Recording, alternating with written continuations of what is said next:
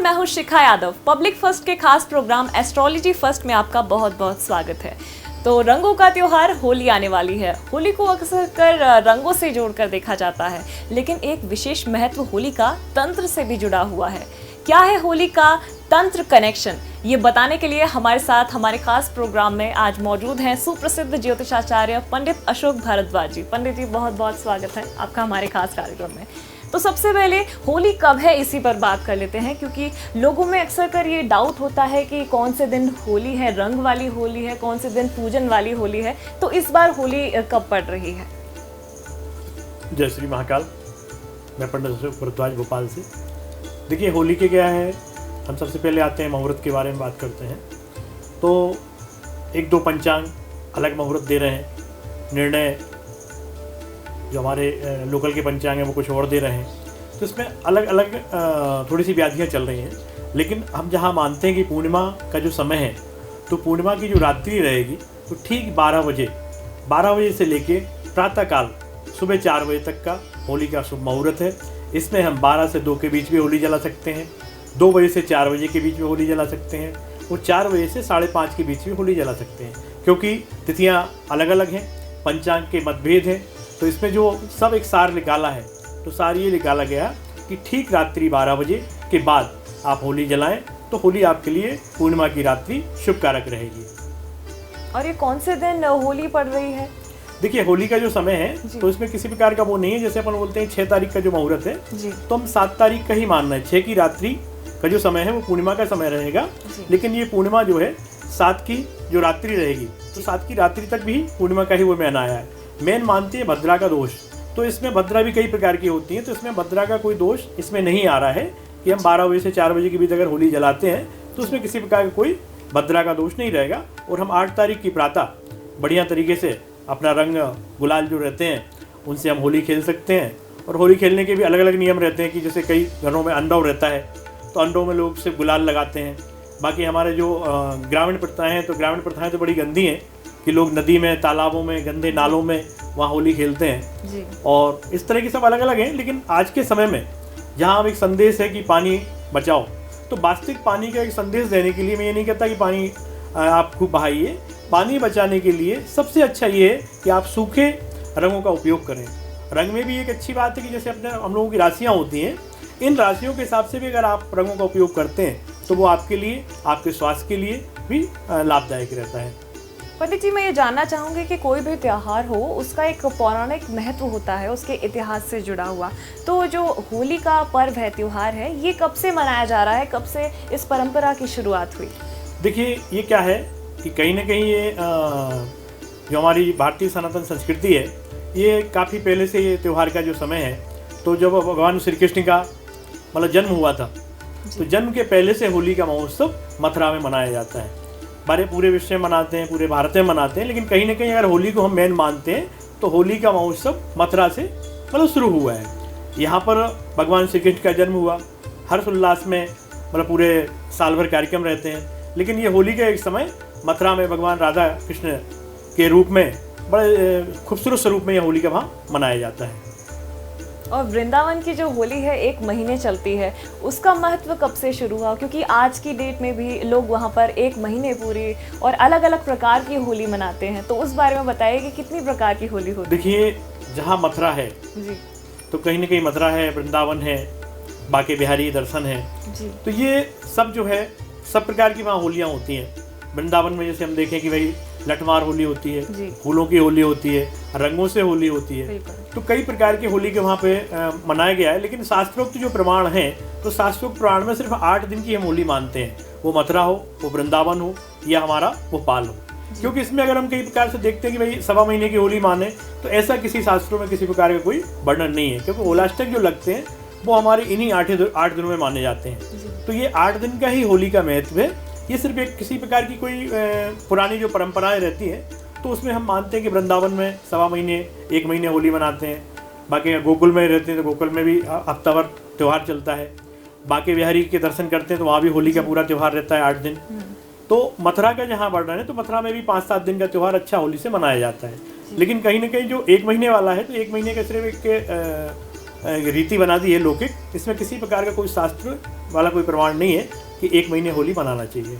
जी, तो ये तो आपने होली के प्रकारों की बात की, आपने होलाष्टक का जिक्र किया था, तो अभी मेरे ख्याल से होलाष्टक चल रहा है, तो होलाष्टक में जो 8 दिन होते हैं होली से पहले, इनमें क्या क्या होता है, जरा ये बताएं। देखिए, होलाष्टक का जो समय है जी, ये होली का जो सब समय शुरू होता है, तो कहीं ना कहीं 8 दिन का माना जाता है। इन 8 दिन में एक बड़ी विचित्र एक कथा है कि जो कामदेव थे, तो कामदेव ने भगवान शिव की तपस्या भंग करने के लिए उनको उग्र किया और भगवान कहीं ना कहीं उठ गए, तो भगवान ने कामेश्वर को भस्म कर दिया।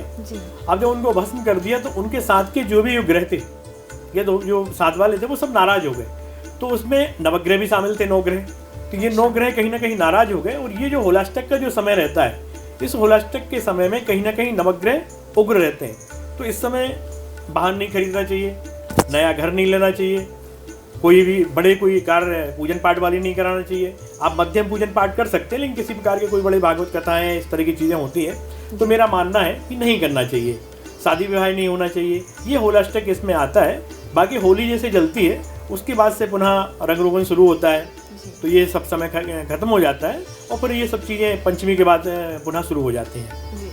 पंडित जी, विशेष योगों के साथ किसी भी पर्व का महत्व और बढ़ जाता है, तो इस बार की जो होली आ रही है उस पर कौन से विशिष्ट योग बन रहे हैं, और उन योगों के अनुरूप कौन से हमें महा उपाय करनी चाहिए अलग अलग सिद्धि पाने के लिए? देखिए, होली का यहाँ त्यौहार है, तो हम जैसे काल रात्रि मानते हैं, जैसे हम दीपावली में पूजन करते हैं तो दीपावली की रात्रि होती है, इसको हम काल रात्रि बोलते हैं। इसके अलावा नवरात्रि में हम पूजन करते हैं तो काल रात्रि आती है, सप्तमी तिथि को। तो ये जो काली रातें होती हैं, इन्हीं को हम कहीं ना कहीं होली में भी रात्रिकालीन वाला बड़ा महत्व रहता है होली का, कि ठीक 12 बजे के बाद जब काल रात्रि शुरू होती है और उसका समय रहता है 3 बजे तक, तो इसका एक बड़ा हर बार का महत्व है कि इसमें कहीं ना कहीं साधक जो होते हैं, तो लोग क्या अंदाज लगाते हैं कि तांत्रिक ही साधक होते हैं, तो ऐसा नहीं है कि तंत्र साधना जो साधक होते हैं तो वो एक अलग विषय है कि भाई जो साधक हैं वो अपने नर्मदा किनारे भी तपस्या करते हैं होली की रात में। इसके अलावा जो और अन्य गृहस्थ जो साधक हैं, तो गृहस्थ साधक से मतलब कोई अगर किसकी विवाह भी हो जाता है, अगर वो साधना करता है तो वो भी साधक कहलाता है। तो कहीं ना कहीं ये सब जो जब साधना करते हैं तो इनका एक विशेष सिद्धि प्राप्ति के लिए होता है। सिद्धि प्राप्ति से मतलब ये कि अगर कोई तंत्र वाला कोई साधना करेगा तो वो अपनी सिद्धि के लिए अलग करेगा, कोई वैदिक साधना करेगा तो उसका एक महत्व अलग रहेगा।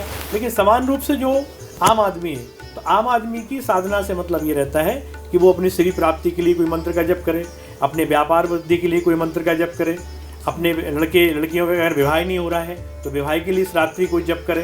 तो ये कहीं ना कहीं जब ये मंत्रों का जप करते हैं तो जो मंत्र हमें महीने भर, 6 महीने, साल भर में सिद्ध होते हैं, वो दीपावली की रात्रि, होली की रात्रि, नवरात्रि की रात्रि, ये हमें कम से कम मतलब माला करने में सिद्ध हो जाते हैं। कि जो हमें कोई 1.25 लाख जप करना है और होली की रात्रि अगर हम उस जप को सिर्फ 11,000 भी कर रहे हैं तो वो मंत्र हमें कहीं ना कहीं सिद्ध हो जाते हैं। तो ये इसमें कहा गया है। और होली का एक बड़ा अचूक जो है एक प्रभाव और है कि पीपल के नीचे, भाई कोई होली यहाँ जलती है तो वहाँ तो कोई बैठता नहीं है, तो पीपल के नीचे अगर आराधना की जाती है होली की रात तो ये काफ़ी सफलतादायक मानी जाती है और इसमें किसी प्रकार का कोई डर नहीं है। भाई पीपल में देवी देवताओं का वास भी रहता है और अन्य राक्षसों का वास भी रहता है, तो किसी प्रकार का कोई डरने की आवश्यकता नहीं है। अगर आप पीपल में दाहिने साइड बैठकर साधना करते हैं तो आप वैदिक साधना में आ जाएंगे कि आप वैदिक कार्य कर रहे हैं, तो आपको किसी प्रकार का किसी भूत प्रेत से डरने की आवश्यकता वहाँ नहीं है। और आप अगर बाएं साइड साधना करते हैं तो आप जो है तंत्र रूप में माने जाएंगे, वाम मार्ग में माने जाएंगे। लेकिन वाम मार्ग में भी नहीं मानेंगे, सिर्फ तंत्र में मानेंगे, क्योंकि वाम मार्ग की फिर साधनाएं अलग हो जाती हैं। तो इसमें जब तंत्र साधनाएं करते हैं तो आप अपना लेफ्ट साइड बैठ के पेड़ के नीचे अपनी लाल आसन रखिए और काली माला ले लीजिए और उससे आप अपने मंत्रों का जप कीजिए। वो मंत्र, लेकिन वो एक ही आसन में हो, एक ही संख्या में हो, तो वो आपके लिए सिद्ध होंगे। आप राइट साइड बैठ के करते हैं, किसी भी देवी देवताओं को कोई अच्छा सा मन ले लीजिए, जो आपके मनोकामना हो मन में, वो ठीक रात में 12 बजे से आप शुरू करिए, 3 बजे समापन करिए। आपकी उस मनोकामना, भगवान किसी अंधविश्वास से नहीं बोल रहा हूँ, लेकिन वो पूर्ण होती है। मैंने हजारों लोगों को देखा है। और तंत्र में जहाँ है तो हठी प्रयोग होते हैं, किसी प्रकार की कोई वासना है, किसी प्रकार का कोई प्रयोग है, किसी प्रकार का कोई हठी प्रयोग है, तो ये अगर आप रात्रि 12 बजे से 3 बजे तक तंत्र साधना में बाएं ओर बैठ के पीपल के नीचे काली आसन, काली माला, काला कुर्ता, काली धोती पहन के करते हैं तो भी आपको वो मंत्र वहाँ पर सिद्ध हो जाते हैं। और उन मंत्रों से सिद्ध होने के बाद कुछ लोग उन मंत्रों का गलत उपयोग करते हैं, तो उन्हें उन मंत्रों का गलत उपयोग नहीं करना चाहिए। वो भारतीय सनातन संस्कृति के अव्युत्थान एवं लोक कल्याण उन मंत्रों को लगाएं जिससे कि देश का, देश के नागरिकों का एवं स्वयं का कल्याण हो। जी पंडित जी, ये तो आपने महा उपायों की बात करी। अब हम इससे पहले अपने हमारा जो सेगमेंट है तंत्र से जुड़ा हुआ होली का महत्व, उस पर आए। उससे पहले एक सवाल और लेना चाहूँगी कि जब होली का दहन होता है उससे पहले एक विशिष्ट पूजा की जाती है, तो उसकी विधि एक बार हमारे दर्शकों को बता दीजिए। देखिए, होलिका दहन के समय जो पूजन की जाती है, तो हिरण्यकश्यप की कथा सब लोगों ने सुनी हुई है। होली का महत्व है, हिरण्यकश्यप की जो हुई उसके बहन की और भतीजे की जो कहानियाँ हैं, तो उसमें ये कहा गया कि सत्य के मार्ग पर चलना चाहिए। तो कहीं न कहीं हिरण्यकश्यप का जो लड़का था वो सत्य के मार्ग पर चल रहा था, और हिरण्यकश्यप उसको ये 8 दिन में बड़े बुरी तरह की यातनाएं देते थे। मतलब उसको मारना, पीटना, कहीं पटक देना, कहीं भी जल में छोड़ देना। तो वो किसी प्रकार के 7 दिन में किसी भी मृत्यु को प्राप्त नहीं हुआ। 8वें दिन जब अपन देखते हैं कि होली का जो समय रहता है, होली के जलने के समय जो इनकी जो बहन थी राजा हिरण्यकश्यप की, तो उनकी गोद में बालक को बिठा दिया गया, होली जला दी गई। लेकिन वहाँ भी आप चमत्कार देखिए कि पाप और पुण्य के दोनों पल्ले थे, तो पुण्य का घड़ा जो पल्ले रूपी ऊपर रहा और बालक को किसी प्रकार का कुछ नहीं हुआ, और वहाँ पर होलिका मतलब जल गई थी। तो ये सत्य के मार्ग पर चलने का एक बहुत सुंदर संकेत है। होलिका में कम शब्दों में यही कहूँगा कि अगर आप अपने मन से, कर्म से, वचन से अगर आप सत्य के मार्ग पर चल रहे हैं तो आपकी समस्त मनोकामनाएं पूर्ण होंगी। किसी भी उसमें आ जाइए आप, चाहे वो तंत्र में आइए या वेद में आइए, आपके सारे काम माने संपन्न होंगे। और होली की रात्र किया गया एक मंत्र भी सबके लिए लाभदायक होता है। जी पंडित जी, आपने बहुत ही सुंदर होलिका दहन की कथा बताई कि कैसे होलिका दहन शुरू हुआ, उसका महत्व, और जो सामग्रियाँ भी कुछ यूज़ की जाती हैं। देखिए, इससे पूजन सामग्री के 2 है कि अगर आप सात्विक पूजन करते हैं तो हमारे घर में जो सामान्य थाली पूजन की लगती है, हर पूजन की एक ही थाली कहलाती है। इसमें से हल्का हल्का सा परिवर्तन हो जाता है कि जैसे अपन ये होली की पूजन अगर कर रहे हैं, तो होली की पूजन में आप एक चौमुखी दिया बनाइए आटे का, सरसों का तेल उसमें डालिए, 4 उसमें जो 2 की 4 मुखी बत्ती हो जाती है वो लगाइए, कपूर रखिए, काले उड़द रखिए, आप लौंग रखिए, इसके अलावा 27 नींबू लीजिए और वहाँ पर सिंदूर लीजिए, और अपने घर में जो भी बेसन के पकवान बनते हैं वो हम वहाँ पे घर पे ले जाके, वहाँ होली रूपी जो अग्नि बैठी है उसको आप बढ़िया भोग लगाइए, वहाँ पर नारियल फोड़िए, और जो चौमुखी दिया है, चौमुखी दिए को अपना जला के, और वहाँ पर जो राइट साइड, अगर आप सात्विक हैं तो राइट साइड रख दीजिए, और अगर आप तंत्र के उसमें देव पूजन करने गए हैं तो आप अपने बाएं तरफ रख दीजिए। तो ये थाली के जो सामान है, इससे आप व्यवस्थित वहाँ पूजन कीजिए, जल चढ़ाइए, आरती कीजिए, कपूर आरती कीजिए, और उसके बाद जो अपनी मनोकामना है वो कहीं ना कहीं अग्नि से प्रणाम करके और कीजिए, तो वो आपकी मनोकामना पूर्ण होगी। अब इसी में होती है कहीं ना कहीं तंत्र की बात करते हैं। तंत्र की जो पूजा रहेगी उसमें कहीं ना कहीं हमको जो नींबू वही के वही है, लेकिन 27 नींबू जो है उनको आप काट लीजिए, काट कर उनमें सिंदूर भरिए, सिंदूर भरने के बाद उनमें 7 लौंगे लगा दीजिए, और इसके बाद आप लीजिए एक लौंग की पूरी माला लीजिए, 108 लौंग की एक माला बनाइए, वो अपने पास रखिए। 27 गोल सुपारी लीजिए, उनमें सिंदूर से टीके लगाइए। वो 27 गोल सुपारी जो कंडा रहता है, जिसको हम गाय का कंडा बोलते हैं, वो कंडे के ऊपर आप 27 गोल सुपारी रख दीजिए, पान रख दीजिए, वहाँ पर जल चढ़ाइए। जो नींबू आपने काटे हैं वो चारों तरफा घूम के वो नींबू फिर आपने पुनः वापस परिक्रमा कीजिए 27 बार, और उसी पर कंडे पे आप रखते जाइए।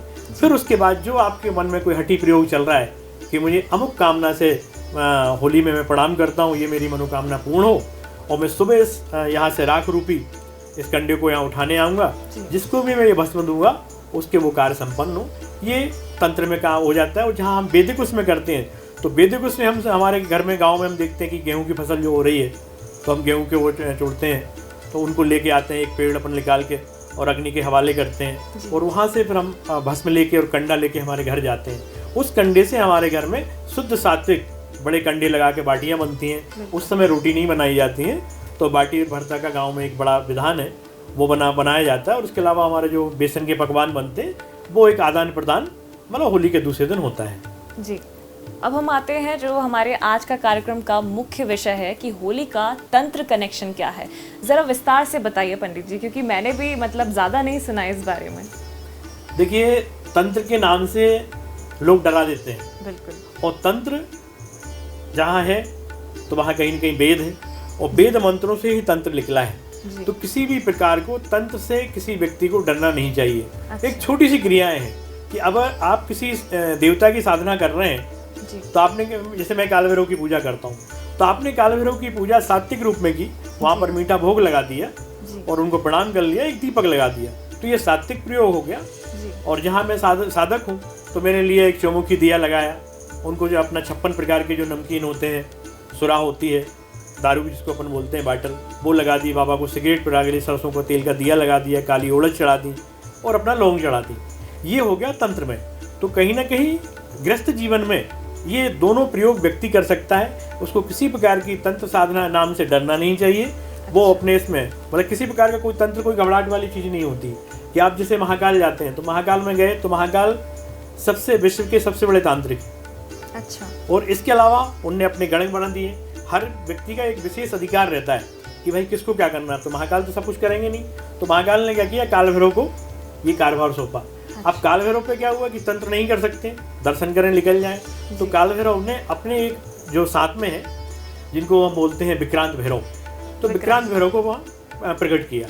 तो विक्रांत भैरव पर यहाँ पर तंत्र साधनाएं की जाती हैं। तो तंत्र साधनाओं में क्या होता है, लाल मिर्च से हवन होना हुआ, हवन करते हैं, पीली सरसों से हवन करते हैं, बाबा को सिगरेट का भोग लगाते हैं, बाबा को शुरा का भोग लगाते हैं, बाबा को लौंग की माला पहनाते हैं, पीपल के जो पत्ते हैं, पीपल के पत्तों में 27 प्रकार की जो मिश्रण हो जाता है, जिसमें अपन दही है, सिंदूर है, लौंगे हैं, ऐसी 27 सामग्रियाँ आती हैं, उनको रख के बाबा को अर्पण करते हैं। तो ये होली की रात ये के ये सामान अगर कोई तंत्र विधि में करना चाहता है तो वो 27 लौंगे ले ले, 27 पान ले ले, 27 गोल सुपारी ले ले और 27 अपना जो इलायची आती है वो अपना ले ले। ये सब लेके थोड़ा थोड़ा सिंदूर और नींबू को काट के होली के पास में अपना डाल दें और वहाँ से कोई अमुक मंत्र मन में प्रार्थना करके और वहाँ भी आसपास जो पीपल का पेड़ हो उसके पास वो रात्रि में जाके बैठ जाएं और अमुक मंत्र का तंत्र के रूप में अगर जप करते हैं तो उन्हें तंत्र साधना का फल प्राप्त होता है। और अगर वो वैदिक उसमें करते हैं तो वैदिक में सीधा सा है कि बढ़िया अपनी कोई भी अपन माला ले लीजिए और सात्विक व्यापार के लिए लक्ष्मी मंत्र का जप कर लीजिए। आपको किसी बच्चे का पढ़ाई मन नहीं लग रहा है तो उसके पिता जो हैं सरस्वती मंत्र का बच्चे के लिए जप कर दें। किसी बच्चे की शादी नहीं हो रही है तो वो कात्यायनी मंत्र का जप उसी पेड़ के नीचे कर दें, तो ये सात्विक भाव में आ जाएगा। और जो हम लोगों के तंत्र वाले मंत्र हैं वो तंत्र वाले मंत्र से जो जिनको हम बोलते हैं कि भाई तांत्रिक लोग करते हैं, तो वास्तविक तंत्र का प्रभाव और तांत्रिक का एक अलग महत्व है। और जो सात्विक जो लोग रहते हैं वो भी तंत्र की साधना करते हैं और वो कर सकते हैं, किसी प्रकार का उनको कोई भी डर नहीं होना चाहिए। मतलब कोई वो नहीं है, शमशान में आम आदमी भी जा सकता है, शमशान में तांत्रिक भी जा सकता है। बस आपके अंदर मनोबल होना चाहिए कि आप अगर जा रहे हो तो वह किस अमुक कार्य से जा रहे हो। और ये साधनाएं जो है बगैर किसी गुरु के नहीं करना चाहिए, नहीं तो ये नुकसानकारक होती है। जी। अच्छा, मैं ये जानना चाहूँगी कि जो पंचमकार होता है, तंत्र में प्रयोग होता है, इसे लेकर लोगों में अलग अलग भ्रांतियाँ हैं कि उसमें मत्स्य, मदिरा, इन सब चीज़ों का इस्तेमाल होता है। तो जो होली में जो आपने तंत्र पूजा बताई, इस विधि में क्या उपयोग में लाते हैं? जो आपने बताया है ये बिल्कुल सही है। इसमें यह रहता है कि सात्विक अगर हम प्रयोग करेंगे तो हमें इसमें किसी प्रकार की कोई सामग्री की आवश्यकता नहीं होती है। जो हमारे घर में पूजन का सामान है वो है जी। और अपना धूप दीप है, इससे ही ये साधनाएं पूर्ण हो जाती हैं। लेकिन जहाँ कहीं हम तंत्र में आते हैं तो तंत्र में इन सब चीज़ों की आवश्यकताएं पड़ती हैं और ये आवश्यक होना भी चाहिए। तंत्र में अगर आप किसी प्रकार का कोई काम कर रहे हैं और अगर आप पूजन में बैठ रहे हैं तो आपके पास पूरी सामग्री तंत्र वाली व्यवस्थित होना चाहिए और उसमें पूरे आसन और शुभ मुहूर्त जो है कि भाई अग्नि का वास कहाँ है, तिथि है, नक्षत्र है, योग है, वो सब देख के आप तंत्र आराधना करें तो वो कहीं ना कहीं आने वाले समय में तंत्र आराधना से तंत्र साधना की ओर जब हम जाते हैं तो वो साधना कहीं ना कहीं सफल होती है। और जैसे हम यहाँ मध्य प्रदेश में बैठे हैं तो मध्य प्रदेश में तंत्र साधना के जो स्थल हैं उज्जैन है, नलखेड़ा है, आपका बगलौकी धाम जिसको हम बोलते हैं, मैयर शक्तिपीठ है, इसके अलावा दतिया माँ पीताम्बरा शक्तिपीठ है। ऐसे हमारे यहाँ ये 5 जो 4 स्थल हैं और बाकी माँ नर्मदा। तो माँ नर्मदा के किनारे भी काफ़ी तंत्र प्रयोग होते हैं और वो तंत्र प्रयोग आम आदमी के लिए भी सफलता कारक है। मतलब सीधी सी बात है, एक नारियल आपने भगवान को अपने ऊपर माँ नर्मदा जी में गए और ऐसे अर्पण कर दिया तो वेद स्वरूप आपका हो गया। और एक नारियल आपने लिया, अपने ऊपर से 27 बार घुमाया और उसमें कुछ बादाम वगैरह रख लिया और उसको फेंक दिया तो वो कहीं ना कहीं तंत्र का प्रयोग हो गया। तो दोनों प्रयोगों में किसी भी प्रकार का कोई ज़्यादा बड़ा अंतर नहीं रहता है। एक सिर्फ आडंबर बना दिया है व्यक्ति को डराने के लिए। तो मेरा सबसे विनम्र निवेदन है, जो भी दर्शक इस कार्यक्रम को देख रहे हैं, कि तंत्र साधना के नाम से किसी को डरने की कोई आवश्यकता नहीं है। जो लोग बोलते हैं कि तंत्र में बुरा हो जाता है, ये होता है, वो होता है, मैं इन सब चीज़ों को नहीं मानता हूँ। ये सब आपके नवग्रह का प्रभाव है, आपके ग्रह का प्रभाव है, आपके पूर्व कर्म का प्रभाव है कि अगर आपके साथ कोई घटना घट रही है तो अक्षरता वो पहले से आपकी जन्म कुंडली में मौजूद है। ये कहीं नहीं होता कि जैसे हम निकले, आजकल हम देखते हैं कि साहब वो वहाँ से निकले थे और उनने हमारे घर के सामने क्यूला डाल दिया, नींबू डाल दी, तो हमारा घर बंद गया। ऐसा किसी प्रकार का ये सब अंधविश्वास है, इनमें नहीं पड़ना चाहिए। तंत्र है, मैं मानता हूँ, आप साधना कीजिए, आप सभी जगह जाइए, दर्शन कीजिए, लेकिन आज के अंधविश्वास में नहीं पड़िए। एक जल कपूर होता है, थोड़ा समय और लूँगा, वो जल कपूर को आप किसी भी घर में गमले में आप रख दीजिए। और लोग आजकल उल्लू बनाने का बहुत चल रहा है, लोगों में फ्रॉड करने का काम। तो ये लोग क्या करते हैं, जो तंत्र के नाम पे काले वाले कपड़े पहन के जो बनाते हैं लोगों को, ये जल कपूर का ज़्यादा इस्तेमाल करते हैं। अच्छा। जल कपूर को लिया, किसी भी उसमें अपने बर्तन में डाल दिया, गमला पेड़ रूपी लगा हुआ है, और उसके ऊपर कोई ढक दिया। तो जब आप उसके ऊपर कोई ढकेंगे और थोड़ी देर बाद उसको हटाएंगे तो उसमें से धुआं निकलने लगेगा, और जब धुआं निकलेगा तो आप उसको चुटकी बजाइए, चुटकी बजाएंगे तो उसमें अग्नि प्रकट हो जाएगी। अच्छा। अब अग्नि प्रकट हो गई तो व्यक्ति तो डरा बैठा हुआ है, उसके घर परेशानी है बेचारे को, तो उनका हाँ तुम्हारे यहाँ कोई बाधा है, बहुत तुम्हें परेशानी हो रही, तो उसको लपेटना शुरू किया और उसको लूटना शुरू किया। तो इस माध्यम से मैं ये बताना चाहता हूँ कि किसी प्रकार के ऐसे नौटंकी भरे उपायों से आप सब लोग दूर रहिए, सात्विक पूजन कीजिए। सात्विक पूजन से, ईश्वर की आराधना से आपको व्यवस्थित फल मिलेगा, किसी प्रकार की कोई दिक्कत नहीं है। पंडित जी, आपने ये जो तंत्र की क्रियाएं बताई हैं, अब हर व्यक्ति जैसे समर्थ नहीं होता है करने में, उसे मतलब ये लगता है कि मैं इतना कैसे करूं, तो क्या मन से भी ऐसे कुछ मंत्र है जिसका जाप करके ही वो ये इन क्रियाओं का लाभ उठा सकता है? देखिए, एक तो अपने ध्यान से सभी दर्शक एवं आप ये हटाइए कि तंत्र की सामग्री महंगी आती है। तंत्र की सामग्री किसी प्रकार की कोई महंगी नहीं आती है। आप खुद देखिए, तंत्र में जो आने वाले सामान हैं वो है 5 नींबू, 10 रुपये की लौंग, 10 रुपये का कपूर, 10 रुपये की काली मिर्ची, ठीक, और 10 रुपये की लाल मिर्च, और 10 रुपये का सिंदूर। कितने का सामान हो गया? मिनिमम 50, 60, 70 रुपये का जी। 70 रुपये आम आदमी जो तंत्र में जाना चाहता है वो खर्च कर सकता है। तो वो पान के पत्ते लिए, इन्हीं सब में जो मंत्र हमारे रहते हैं, उन्हीं मंत्रों का जब हम जप करते हैं तो ये हमें मतलब फल प्राप्त होते हैं और मंत्र सिद्ध हो जाते हैं। अब जैसे आपने कहा कि अब 70 रुपये की भी किसी के पास व्यवस्था नहीं है, तो वो क्या करे कि जो सात्विक जो मंत्र हैं, इन्हीं मंत्रों को कहीं ना कहीं अपने सिर्फ उसको आसन लेनी पड़ेगी।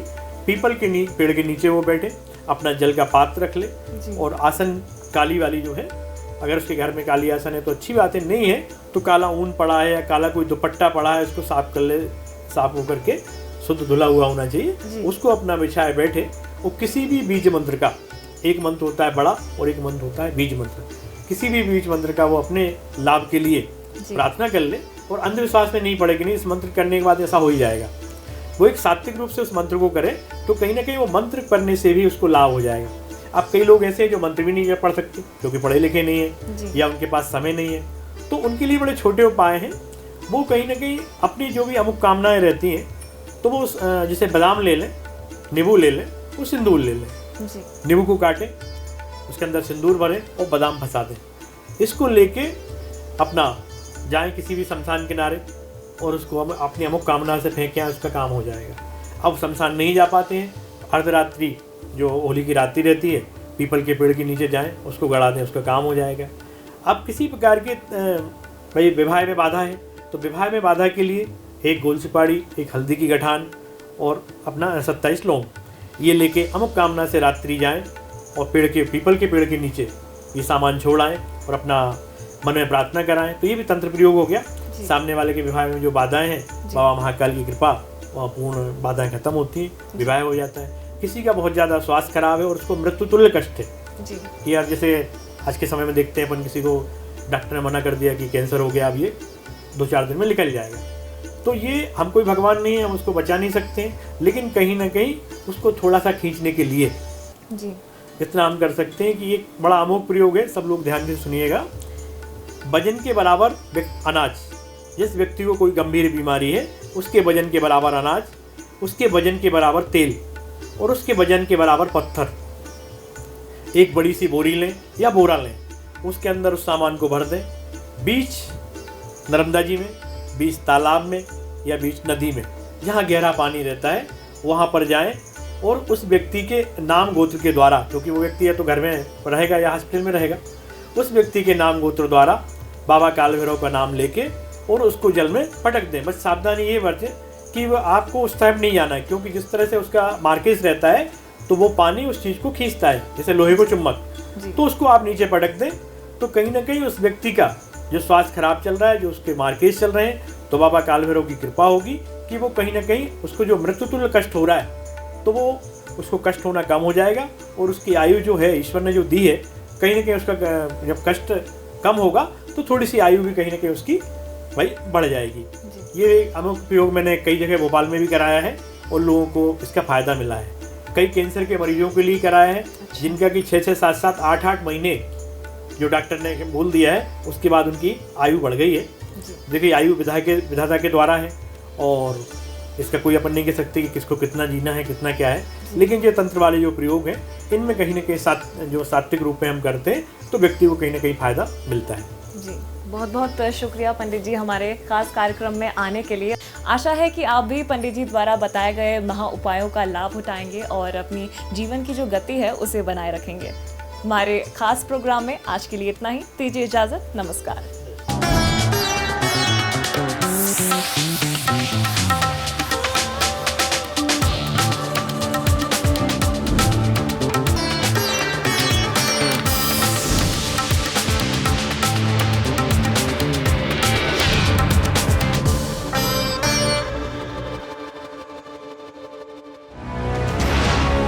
ये है इंडिया फर्स्ट कम्युनिकेशन और आप देख रहे हैं पब्लिक फर्स्ट, सर्वदा भारतीय।